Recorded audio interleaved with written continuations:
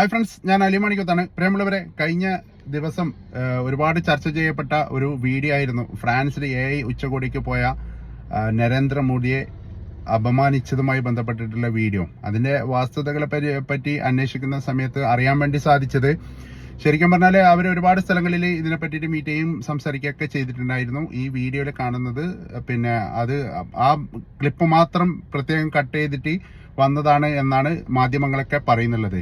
പക്ഷെ ശരിക്കും പറഞ്ഞാല് നമ്മുടെ ഇന്ത്യയുടെ പ്രധാനമന്ത്രിയാണ് നരേന്ദ്രമോദി.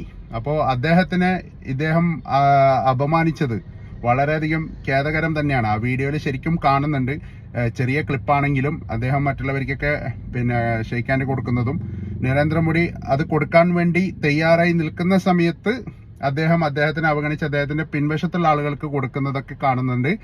ശരിക്കും നമുക്ക് രാഷ്ട്രീയപരമായിട്ട് പല എതിർപ്പുകളും ഉണ്ടാവാം. പക്ഷെ ഇന്ത്യയുടെ പ്രധാനമന്ത്രിയാണ്. ഇന്ത്യയുടെ പ്രധാനമന്ത്രിക്ക് എവിടെന്നെങ്കിലും അപമാനം ഏറ്റിട്ടുണ്ടെങ്കിൽ അത് ഇന്ത്യക്കും കൂടി അപമാനമാണ്. അതായത് ഇന്ത്യയിലുള്ള പൗരന്മാരായ നമുക്കും കൂടി ഒരു അപമാനമായിട്ട് തന്നെയാണ് അത് കാണാൻ സാധിച്ചത്.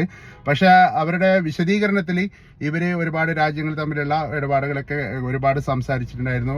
അവിടെ ഒരുപാട് സ്ഥലങ്ങളിൽ ഇടപഴകുകയൊക്കെ ചെയ്തിട്ടുണ്ടായിരുന്നു. ഇതൊരു തെറ്റിദ്ധാരണ പരത്തുന്ന രീതിയിലുള്ള ഒരു വീഡിയോ ആണ് എന്നാണ് പറയുന്നത്.